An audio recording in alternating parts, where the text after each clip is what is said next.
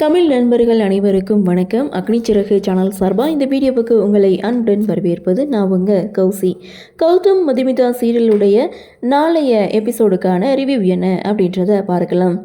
எல்லாருக்கும் இந்த விஷயத்த சொல்லலாம் அப்படின்னு நினைக்கும் போது சொல்ல முடியலை. சரி, இந்த விஷயத்தை பற்றி யாருக்குமே தெரியாமல் மறைச்சிடலாம் அப்படின்னு நினைக்கும் போது எல்லாருக்குமே தெரிஞ்சிருச்சு. எதை பற்றி பேசுகிறேன்னு தெரியலையா? மாயா கன்சீவாக இருக்கிறத பற்றி தான் சொல்கிறேன். மாயா கன்சீவாக இருக்கிற விஷயம் ஒட்டுமொத்த குடும்பத்துக்கும் தெரிய வந்துடுச்சு. இதுதான் இன்றைக்கி எபிசோடுக்கான ஹைலைட். சரி வாங்க, என்ன நடந்தது அப்படின்றத நம்ம டீட்டெயிலாக பார்க்கலாம். ஃபர்ஸ்ட் சீனை பொறுத்த வரைக்கும் மாயா அவங்களுடைய ஃப்ரெண்டு சரவணனை தனியாக மீட் பண்ணுறாங்க. சரவணன் தான் வர சொல்லியிருப்பாங்க. மாயா கிட்ட உங்களுடைய முடிவு என்ன அப்படின்னு சொல்லி கேட்குறாங்க. எதை பற்றி பேசுகிற அப்படின்னு சொல்லி கேட்கும்போது, உன் வயிற்றில் வளர்கிற குழந்தைய பற்றி தான் கேட்குறேன். ஸோ நீ என்ன முடிவு எடுத்திருக்க? இந்த குழந்தைய வளர்க்கணுன்னா உடைய கெரியரே போயிடும், நல்ல ஒரு முடிவாக எடு அப்படின்னு சொல்லும்போது அந்த சமயம் பார்த்து மாயாவுடைய ஃபோனுக்கு ஒரு கால் வருது. நீங்கள் இன்டர்நேஷ்னல் ஃபேஷன் ஷோவுக்கு செலக்ட் ஆகிருக்கீங்க. நாங்கள் இன்டர்நேஷ்னல் ஃபேஷன் ஷோ அசோசியேட்லேருந்து பேசுகிறோம். நீங்கள் செலக்ட் ஆகிருக்கீங்க, கங்க்ராட்ஸ் அப்படின்னு சொல்லிட்டு ஃபோனை கட் பண்ணுறாங்க. இதை கேட்டு மாயா ரொம்ப சந்தோஷப்படுறாங்க. அப்போ தான் இந்த குழந்தை நம்மளுக்கு வேணாம், யார்கிட்டையும் சொல்லாமல் இருந்தது நல்லதாக போச்சு, இனிமேலும் அப்படியே மெயின்டைன் பண்ணிடலாம் அப்படின்னு சொல்லி மாயா ஒரு பக்கம் யோசிக்கிறாங்க. அதை தனக்கு சாதகமாக பயன்படுத்திக்கிறாரு சரவணன். இதை பற்றி தான் உங்ககிட்ட பேச வந்தேன், ஆனால் அதுக்குள்ளேயே உனக்கு விஷயம் தெரிஞ்சிடுச்சு. இப்போ புரியுது தான், இந்த குழந்தைய நீ பெற்றெடுத்தியானா உடைய கெரியரே போயிடும், நல்ல ஒரு முடிவாக எடு அப்படின்னு சொல்லிட்டு சரவணன் அங்கேருந்து போகிறாரு. மாயாவும் அங்கேருந்து கிளம்பிட்டாங்க. இதுக்கப்புறம் தான் மிகப்பெரிய ஒரு ட்விஸ்ட் என்னன்னு பார்த்தா, இது எல்லாமே சரவணனுடைய பிளான். அப்படி ஒரு போட்டியில் மாயா செலக்ட் ஆகவே இல்லை. ஆனால் மாயாவுடைய வயிற்றில் இருக்கிற குழந்தைய கலைக்கணுன்றதுக்காக சரவணன் இப்படி ஒரு பிளானை போட்டிருக்காங்க. யாரோ ஒரு பொண்ணுக்கிட்ட சொல்லி ஒரு பொண்ணு தான் மாயாவுக்கு கால் பண்ணி பேசியிருக்காங்க அப்படின்றது அதுக்கப்புறம் தான் நம்மளுக்கே தெரிய வருது. ஸோ இன்னொரு பக்கம் தன்னுடைய மாமாவுக்கு அடிபட்டுருச்சுன்னு தெரிஞ்சு ஜீவா வீட்டுக்கு பார்க்குறாங்க. இப்போ எப்படி இருக்குது, சரியாயிடுச்சா அப்படின்னு சொல்லி கேட்குறாங்க. டாக்டர் பார்த்தாங்க, சரியாயிடுச்சு அப்படின்னு சொல்லி மதுமிதாவும் சிரிச்சுட்டே சொல்ல, ஆமாம் சரியாயிடுச்சுன்னு கௌதமும் ஒத்துழைக்க, அந்த சமயம் வெளியில் போன மாயா வீட்டுக்கு வராங்க. மாயா ரொம்ப சோகமாக இருக்காங்க. என்னாச்சு இவ்வளோ சீக்கிரம், எங்கே போயிட்டு வர அப்படின்னு சொல்லி இங்கே கௌதம் கேட்க, இல்லை ஃப்ரெண்ட்ஸை பார்த்துட்டு வரேன் அப்படின்னு சொல்லி ரொம்ப அப்செட்டாக இருக்காங்க. அப்போது ஜீவா சொல்கிறாரு, அண்ணன் வீட்டில் 2 நாளைக்கு தங்கிட்டு போகலான்னு சொன்னேன், ஆனால் இப்போ நீ ஒரு பக்கம் நான் ஒரு பக்கம்னு இருக்கோம், நல்லாவே இல்லை மாயா அப்படின்னு சொல்ல, இன்றைக்கி உங்கள் அண்ணனும் லீவ் போட்டிருக்காங்க அப்படின்னு சொன்னதும், எனக்காகவா அண்ணா அப்படின்னு சொல்லி மாயாவும் கேட்க, ஆமாம் உனக்காக தானே மதுமிதாவும் சொல்ல, சரி நான் போய் ரெஃப்ரெஷ் ஆகிட்டு வரேன், எல்லோரும் மூவி பார்க்கலாம் அப்படின்னு சொல்லிட்டு மாயா போகும்போது மயங்கி கீழே விழுறாங்க. அதை பார்த்த கௌதம் பதறி போய் டாக்டருக்கு கால் பண்ணி வர வைக்கிறாங்க. ஸோ டாக்டரும் வீட்டுக்கு வந்தாச்சு. ஆனால் ஏற்கனவே வந்த டாக்டர் கிடையாது. ஸோ அவங்களுடைய ஃப்ரெண்டு வந்திருக்காங்க. மாயாவை செக் பண்ணுறாங்க. மாயா கர்ப்பமாக இருக்கிற விஷயம் டாக்டருக்கு ஏற்கனவே தெரியும். இதை பற்றி வீட்டில் சொல்லிட்டியான்னு சொல்லி கேட்கும்போது, சைலஜா டாக்டர் என்கிட்ட சொல்லிட்டாங்க, அவங்கக்கிட்ட பேசிட்டு தான் நான் இங்கே வந்தேன் அப்படின்னு சொல்லி மாயா கிட்ட சொல்கிறாங்க. ஆனால் மாயா இந்த குழந்தையை பெற்றெடுக்க எனக்கு விருப்பம் கிடையாது அப்படின்னு சொல்லும்போது, இது ஒரு வாரம், ஸோ கடவுள் கொடுக்கும்போது அதை ஏற்றுக்கோ அப்படின்னு சொல்லி அட்வைஸ் பண்ணிவிட்டு ரூமை விட்டு வெளியில் வராங்க.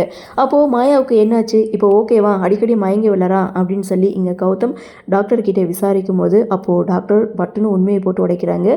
மாயா கன்சீவாக இருக்கா, இந்த குடும்பத்துக்கு ஒரு வாரிசு வரப்போகுது அப்படின்னு சொன்னதுமே ஒட்டுமொத்த குடும்பமும் ரொம்ப சந்தோஷப்படுறாங்க. மாயாவுக்கு இது மிகப்பெரிய அதிர்ச்சி. எந்த விஷயத்தை யாருக்கும் தெரியக்கூடாதுன்னு மறைக்க நினச்சாங்களோ அந்த ஒரு விஷயம் இப்போ எல்லாருக்குமே தெரிய வந்துடுச்சு. மாயா கன்சீவாக இருக்க விஷயத்தை கேட்டு கௌதமுடைய சந்தோஷத்துக்கு அளவே இல்லை. அதே சமயம் இங்கே ஜீவாவும் ரொம்ப சந்தோஷப்படுறாங்க.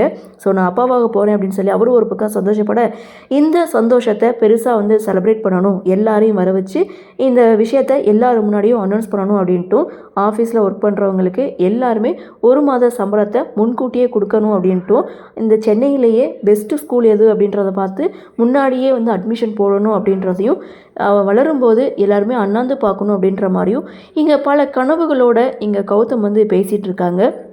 அதை பார்த்த மதுமிதா தங்கச்சிக்கு குழந்தை பிறக்க போகுதுன்னு தெரிஞ்சதுமே எப்படி சந்தோஷப்படுறாரு அப்படின்னு சொல்லி கௌதமுடைய சந்தோஷத்தை பார்த்து மதுமிதா ஒரு பக்கம் ரொம்ப சந்தோஷப்படுறாங்க. ஆனால் மாயாவுக்கு இதில் துளி கூட விருப்பம் கிடையாது. அவங்க சோகமாக தான் இருக்காங்க.